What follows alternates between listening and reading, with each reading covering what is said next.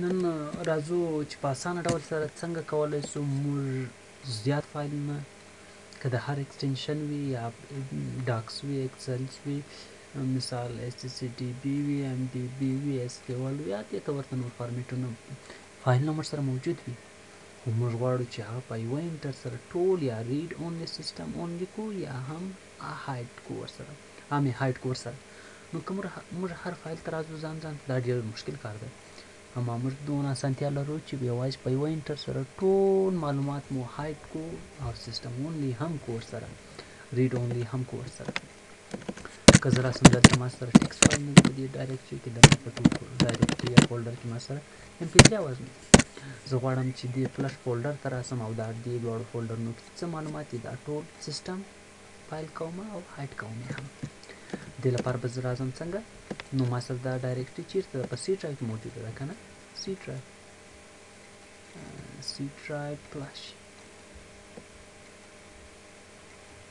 فلش ده که نه ده زه ورته وایم C ډرایو ته راځم یو ځل دا اکسپټ کوم رن کوم CMD او راځم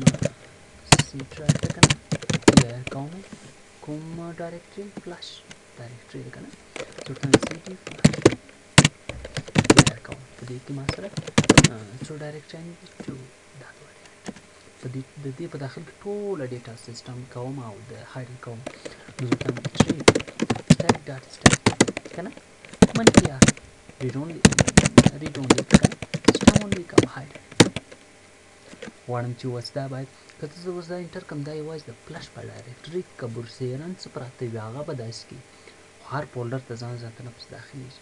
که غواړئ چې هر فولډر ته ځان ته ستاسې ډاس کمانډ پسې ورسي او هغه هم سیسټم ته واړوي او هم یې هایډ کړي نو تاسې ورته وایئ چې SG اولنټ مخکې مې درته ویلي سیسټم د ډایرکټري د اولنټسکیپ بس اوس راځو موږ خپل فایل وګورو فلش فولډر او په فلش کې دا دوه فایلونه که زه اوس دا هایډ نه ایسته کوم که نه پروپرټي ته راځم یا داسې دې نه ټیک مارک نه ایسته کېږي دا یو وخت مشکل په ځینو فلشونو کې به تاسې ورسره مخامخ شوي یاستئ چې ستاسې د فلش فایل نه چې شارټکټ وایرس وهلی وي همداسې وي نو د دې د حل لپاره به تاسې راځئ بیرته به همداسې کمانډ کاروئ بیرته به د فلش لپاره دا کمانډ کاروئ عین سیم کمانډ ده خو دلته به دا منفي کوي او دلته راسئ اوس خپل معلومات په فلش ډایرکټري کې ګورئ ویداوټ هایډ نه وتل شوي او ریډ اونلی هم که غواړئ چې فلش فولډر یوازې هایډ کړئ او په مابین کې ډیټا نه وي بیا به تاسې راسئ که نه JRB کې فلش ډایرکټري ده بیا به ورته وایئ چې صحیح شو د C ډرایو په داخل کې فلش که نه منفي مثبت R مثبت S مثبت H اوکې انټر ډایرکټري چینج شوه هایډ ټیک مارک کار نه کوي خو که غواړئ چې بیرته مګر د دې په داخل کې ډیټا روغه ده هېڅ مشکل نه لري نه هایډن نه ریډ اونلی غواړئ چې بیرته فولډر شو کوي هایډن څخه وباسئ که نه بیا ورته ووایئ هاي مې پورته کمانډ دی دلته به ماینس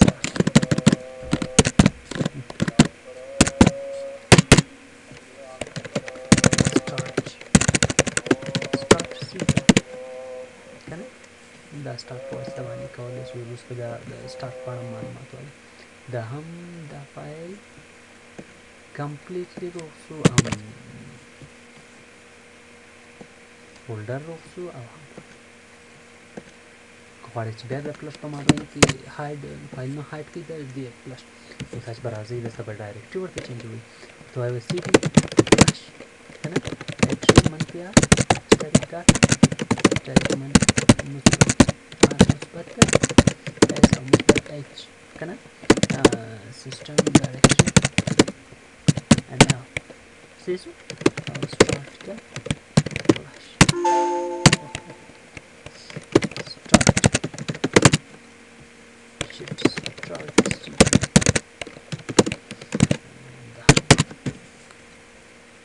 ډبل کلیک هاید اند ریډ اونلی ده. بیا مشکل د حل لپاره باید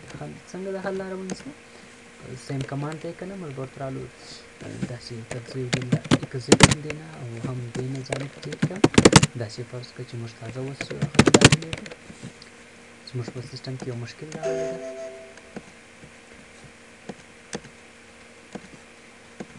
دا چا تاسو ته فایل نه درکړي او هغه داسې مشکل لري څنګه چې په فلش په دې فولډر کې دي او داسې ریډ اونلی دي. تاسې راسئ ساده سمپل رایټ کلیک وکړئ پروپرټي ته که نه داسې او بیا دا ریډ هاید اند ټیک مارک ایسته کړو. دا غټ مشکل ده که نه اوس ټیک مارک نه ایسته کېږي. دا په دې خاطر چې دا فایل هم د سیسټم ده او هم هاید ده. نو د دې لپاره اسانتیا لاره دا ده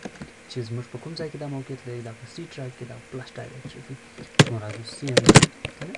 بیا د ټولو ډایرکټرانو نه ځان بس او سی ته ځان رسوو که نه. بیا سی ډرایو ته داسې موږ ډي ته ځو که نه اف ډرایو ته ځو ای ډرایو ته ځو سی ډرایو ته ځو سی ته رالم که نه نو ورته وایم چې فلش ته ځم بیا کوم فولډر ده په سی ډرایو کې فلش فولډر ده که نه نو سی ته که نه بیا کوم څونه ډیټا ما سره پرته ده څه شو ډایرکټري ټو ډایرکټري اوس ورته وایم که نه اټریټ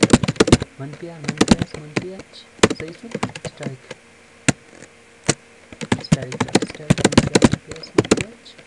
every